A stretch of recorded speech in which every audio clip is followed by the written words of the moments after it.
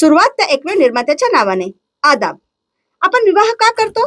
सगळेजण करतात म्हणून, की ती एक रीतभात आहे म्हणून, की घरातले मागे पडतात म्हणून? मित्रांनो, इतकी संकुचित कारणे नक्कीच नाहीत या बंधनामागे. तर खूप व्यापक ध्येय, उद्दिष्टे आहेत या नात्याची, ज्याची आज आपण इथे चर्चा करणार आहोत. तर इस्लामच्या दृष्टिकोनातून निकाहची 4 उद्दिष्टे काय आहेत ते पाहूया. पहिलं उद्दिष्ट आहे शील व चारित्र्याचे रक्षण. जसे की या सिरीजच्या पहिल्या भागात आपण पाहिले होते की मनुष्याची शारीरिक गरज ही नैसर्गिक आहे, ते पाप नाही, त्याचे दमनही शक्य नाही. मग ती कशी पूर्ण केली जाऊ शकते का? नाही. तर इस्लामने स्त्री पुरुष दोघांनाही ही गरज कायद्याच्या अधीनच वैध करण्यास भाग पाडले. आणि हा सामाजिक कायदा म्हणजे निकाह, ज्यामुळे माणूस वाईट गोष्टीपासून दूर राहतो, जसं की व्यभिचार, अश्लीलता, वेश्यावृत्ती, समलैंगिकता, आणि त्याचे शीलरक्षण होते. निकाहचा अर्थ समजावताना म्हटले आहे की निकाह म्हणजे किल्लाबंदी, म्हणजे निकाह करणारा पुरुष हा जणू एक मजबूत किल्ला आहे, आणि ज्या स्त्रीशी तो निकाह करतो ती त्या किल्ल्याच्या रक्षणात प्रवेश करते, जिथे तिच्या सगळ्या जबाबदाऱ्या उचलण्यासाठी पुरुष कटिबद्ध असतो. पती करून पतीला मिळणारी मेहरची रक्कम ही याच जबाबदारीचे प्रतीक आहे. विवाह बंधन हे निर्लज्जतेला आळा घालून संस्कृतक्षम समाज घडवतो. आणि म्हणून प्रेषित मोहम्मद यांचे वचन आहे की हे तरुणांनो, तुम्हापैकी जो सक्षम आहे त्याने विवाह करावा. विवाह हा तुमच्या नजरांचे आणि लज्जास्थानाचे रक्षण करतो.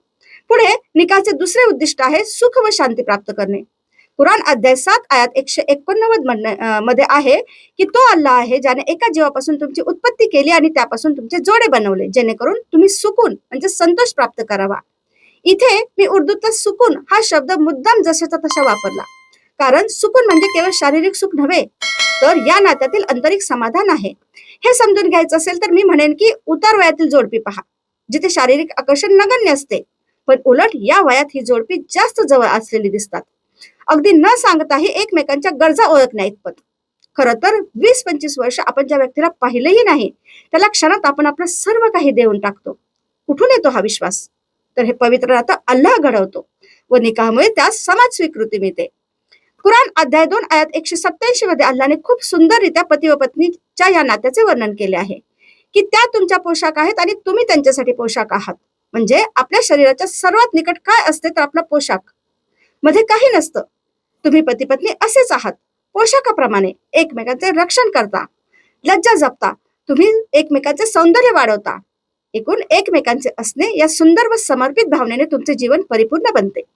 माणूस दिवसभर थकून भागून घरी येतो, त्याची पत्नी घरात अनेक जबाबदाऱ्या निभावते. अशा वेळी निवांत क्षणी आपल्या शारीरिक व मानसिक थकवा घालवण्यासाठी, मन मोकळं करण्यासाठी, समजून घेण्यासाठी, कौतुक करण्यासाठी हक्काचा माणूस हवा असतो. आणि हे वैवाहिक नात्यातच शक्य आहे. हे आंतरिक प्रेम व शक्ती मग सगळीच कौटुंबिक नाती व जबाबदाऱ्या पेलण्यासाठी एक 11चं काम करतात.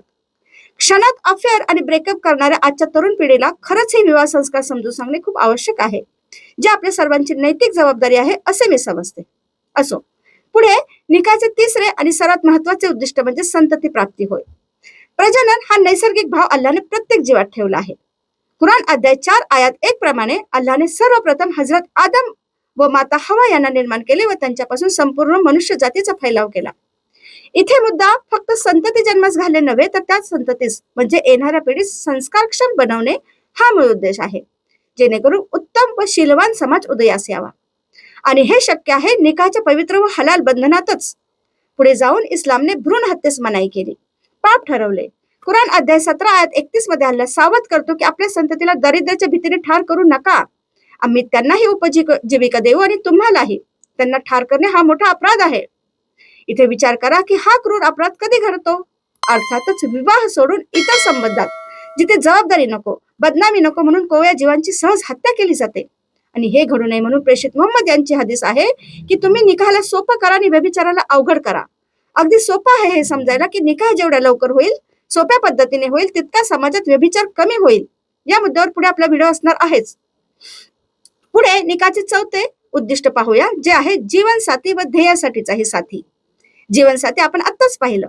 ध्येयासाठीचा साथी हे समजून घेण्याआधी मनुष्याचे ध्येय काय आहे ते माहीत असणं आवश्यक आहे.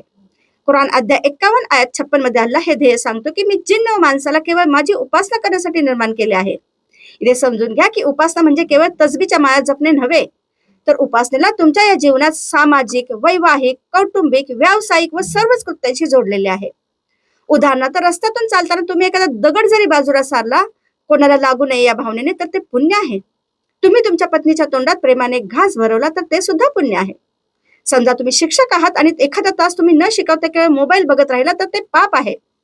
अहो, तुम्ही सिग्नल तोडला तरी ते पाप आहे, कारण पुढे जाऊन दुसऱ्याचा हक्क तुम्ही हिरावून घेतला ना. तात्पर्य काय, तर जीवन जगताना कर्तव्य पूर्तता हा धर्म व उपासनेचाच एक भाग आहे. अशात एकमेकांना समजून घेणारे पती पत्नी आयुष्यभर ही उपासना करण्यात तुमचे सहाय्यक ठरतात, कारण या नात्यातच ते एकमेकांना इतकं जास्त ओळखतात की एकमेकांच्या चुका सुधारणे व चांगले गुण वृद्धिगत करणे हे तेच हक्काने करू शकतात.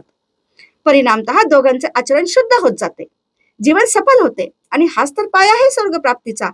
कुराण अध्याय 36 आयात 56 मध्ये आहे की ते आणि त्यांच्या पत्नी छायेत असनांवर तक्के लावून बसलेले असतील, आरामात असतील, आणि यापेक्षा आणखी काय हवं दोघांना. आणि हाच तो ध्येयासाठीचा साथी जो तुम्हाला स्वर्गात घेऊन जाण्यासाठी सदैव प्रयत्नशील असतो. तेव्हा समाजाचे शीलरक्षण, संस्कारक्षम पिढीची निर्मिती, सुखशांतीची प्राप्ती व दोन्ही जगातील ध्येय प्राप्ती, सफलता, ही निकाहची 4 उद्दिष्टे आपण पाहिलीत. पुढील भागात आपण पाहू की इस्लामिक निकाह हा कम खर्चिक व समाज कल्याण साधणारा कसा असतो. तोपर्यंत अल्लाह हाफिज.